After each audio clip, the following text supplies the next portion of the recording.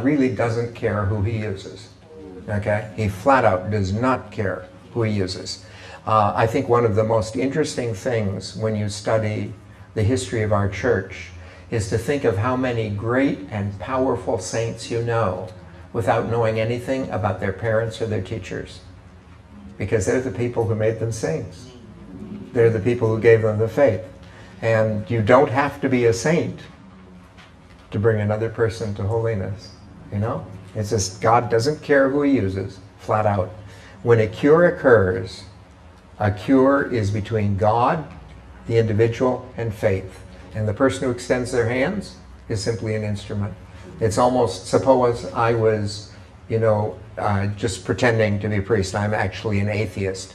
And you come forward because you really want to receive a healing. And I lay my hands on you. Should God deny your faith the healing just because of who I am? The Catholic Church has never taught that.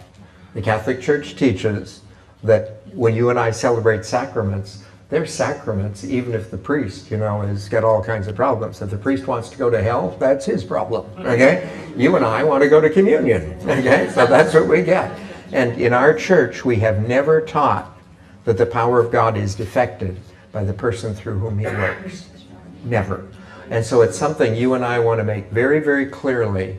We never judge someone because of what we think of them about what they're doing. I'll also tell you, that is the sin against the Holy Spirit. When you study the sin against the Holy Spirit, it says that Jesus did this work, and then they say he casts out demons by the power of demons. That's when Jesus will go on in the other account to talk about the fact that the sin against the Holy Spirit, the unforgivable sin. And the reason it's unforgivable is if every time God reaches for me, I identify it as the demon, God can't reach me to forgive me. So if I block out the way God comes to me, okay? And you remember I mentioned about the idea of going into a sermon with the idea that God will speak to you? You and I need to be open to God where he comes, how he comes. And one of the really terrible things of the scripture from the beginning to the end is many, many people have turned from God because they don't like the people through whom he works. And not liking the people through whom he works, they have missed God.